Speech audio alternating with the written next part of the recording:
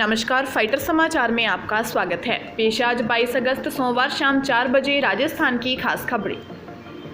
दौसा जिले के मंडावर में एसीबी ने बिजली विभाग के जेईएन और लाइनमैन को ट्रैप किया है। एसीबी ने दोनों को 60,000 की घूस लेते रंगे हाथों पकड़ा है। एसीबी के अनुसार ईशरी खेड़ा निवासी मुकेश मीना ने शिकायत दर्ज करवाई थी कि उसके पिता के नाम से लगे हुए कृषि कनेक्शन को मंडावर कस्बे में शिफ्ट करवाया था। उसके बाद भी उसे कृषि कनेक्शन से आटा चक्की के कनेक्शन में नहीं बदला, जिसे बदलने की एवज में 70,000 रुपये रिश्वत की डिमांड की थी। सौदा बाद में 60,000 रुपये में तय हो गया। एसीबी ने शिकायत का सत्यापन किया तो मामले की पुष्टि हुई। इसके बाद दौसा एसीबी के एएसपी महेंद्र शर्मा के नेतृत्व में कार्रवाई करते हुए लाइनमैन हरिओम मीना को 60,000 की रिश्वत लेते रंगे हाथों दबोच लिया। साथ ही जेएन जगदीश मीना को पकड़ा है। राजस्थान में 4 दिन बाद फिर मानसून सिस्टम एक्टिव हो गया है। मौसम केंद्र जयपुर ने आज झालावाड़, प्रतापगढ़ और बारां में बहुत ज़्यादा भारी बारिश के रेड अलर्ट जारी किया है। कोटा, बूंदी, टोंक, सवाई माधोपुर, चित्तौड़गढ़, बांसवाड़ा, डूंगरपुर, उदयपुर, पाली में ऑरेंज अलर्ट है। यहाँ भारी बारिश की संभावना जताई गई है। भीलवाड़ा, राजसमंद, सिरोही, अजमेर, जयपुर, दौसा, करौली, अलवर, सीकर, नागौर, बीकानेर, जोधपुर में 65 से 115 mm तक बारिश हो सकती है। वहीं कोटा में रविवार देर शाम से बारिश का दौर लगातार जारी है। भारी बारिश के चलते कोटा के ज्यादातर इलाकों में पानी भर गया है। कोटा बैराज से पानी की निकासी लगातार जारी है तो निचली बस्तियों में पानी बढ़ने लगा है। गली मोहल्लों में पानी नदी की तरह बह रहा है। लोगों के घरों में भी पानी भर चुका है। राजधानी जयपुर में अपार्टमेंट की 4थी मंजिल से कूदकर सुसाइड करने वाले 25 साल के चार्टर्ड अकाउंटेंट रक्षित ने आईएएस बनने का सपना देखा था। साल 2021 में यूपीएससी के प्री एग्जाम को भी पास कर लिया था। बोलता था, पापा जल्द ही आईएएस बन जाऊंगा, सभी दुख खत्म कर दूंगा।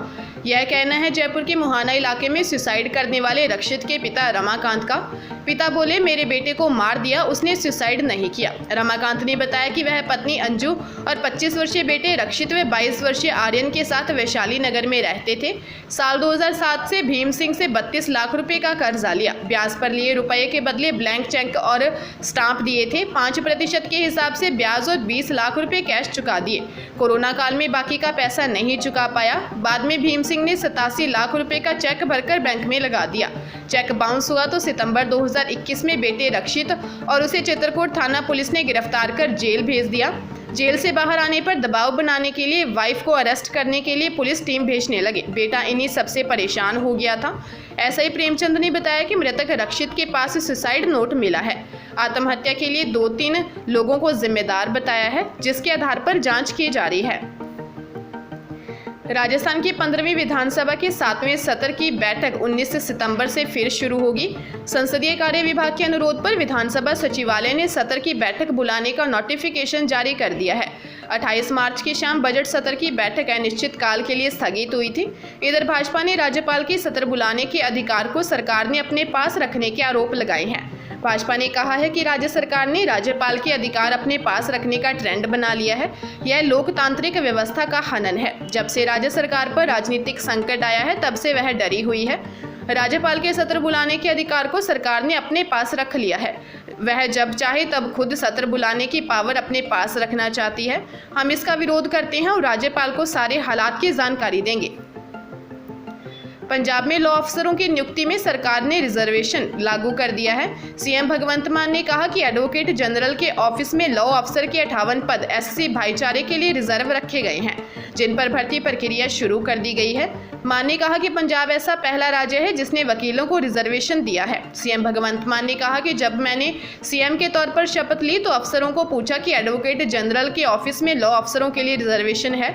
उन्होंने ना कहा। मैंने पूछा कि क्या हम यह कर सकते हैं। अफसरों ने कहा कि सरकार यह फैसला कर सकती है। मान ने कहा कि इसके बाद पंजाब सरकार ने फैसला लिया कि लॉ अफसरों की पोस्टों के बिना 58 पोस्टें बनाई जा रही हैं जो एससी भाईचारे के लिए रिजर्व होंगी। इसका विज्ञापन दे दिया है। आने वाले दिनों में यह पोस्टें भर दी जाएंगी। कोटा जिले के ग्रामीण इलाके के सिमलिया थाना क्षेत्र के ढाबा गांव में दोस्तों के बीच मजाक में एक युवक की जान चली गई। जानकारी के अनुसार 22 वर्षीय मृतक नरेश कंडारा तेजपुरा बस्ती का निवासी था। उसके खिलाफ किसी मामले को लेकर कोर्ट से वारंट जारी हो रहा था। 2-3 दिन पहले पुलिस का जवान नरेश को ढूंढने घर आया था, लेकिन नरेश घर पर नहीं मिला।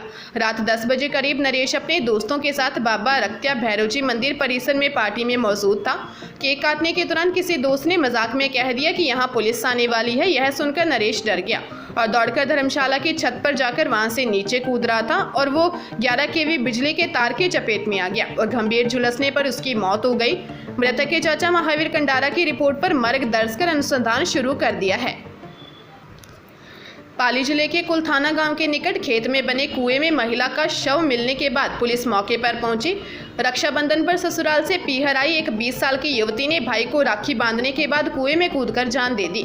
गुडायंतला एसएचओ रविंदरपाल सिंह ने बताया कि थाना क्षेत्र के सरगरों की ढाणी निवासी 20 साल की फुल्की बावरी रक्षाबंधन पर जालोर के कवला गांव से अपने पीहर सरगरों की ढाणी आई थी। 11 अगस्त को भाई को हंसी खुशी राखी बांधी और 13 अगस्त को बिना बताए घर से निकल गई। इसको लेकर परिजनों ने अपने स्तर पर उसे ढूंढा, लेकिन थाने में रिपोर्ट नहीं दी। अब कुएं में फुल्की का शव मिलने के बाद सनसनी फैल गई। करीब 1 साल पहले फुल्की का जालोर जिले के कवला निवासी रमेश से आटा साटा प्रथा से शादी हुई थी। मृतका के भाई पूराराम की शादी उसकी ननद से हुई थी। शादी के बाद से वह मानसिक रूप से परेशान थी। बीकानेर में एक महिला को बैंक ने क्रेडिट कार्ड दे दिया। महिला ने उसका उपयोग किया ही नहीं और 1 लाख रुपए से ज्यादा रुपए निकल गए। स्टेट बैंक ऑफ इंडिया से जारी इस क्रेडिट कार्ड के बारे में बैंक से भी कोई संतोषजनक जवाब नहीं मिलने पर नया शहर थाने में अज्ञात व्यक्ति और एसबीआई के क्रेडिट कार्ड के मैनेजर के खिलाफ मामला दर्ज करवा दिया है। दरअसल ये घटना 15 जुलाई की है। तब उसने एसबीआई बैंक को सूचना दी तो बताया गया कि क्रेडिट कार्ड का बीमा हुआ है, ऐसे में रुपए वापस आ जाएंगे। 1 महीने बाद भी उसे रुपए वापस नहीं मिले। इस पर कार्ड धारक सुमित्रा पारिक के पति हीरालाल तिवारी ने नया शहर थाने में मामला दर्ज करवा दिया। एएसआई कालूराम मामले की जांच कर रहे हैं। टोंक जिले के टोडा रायसिंह थाना क्षेत्र के नया गांव ब्राह्मणवास में एक महिला ने सुसाइड कर लिया। इसका पता करीब 12 बजे उसके 10 वर्षीय बेटे के दोस्त के साथ स्कूल से घर आने पर चला। मां को ब्लंडी से लटका देख वह चिल्ला उठा। बाद में वह और उसका दोस्त भागकर स्कूल गए और टीचर को घटना की जानकारी दी। इसके बाद टीचर मौके पर आया और महिला के भाई डिग्गी थाना क्षेत्र के गुरुदयाल निवासी शंकर जाट को सूचना दी।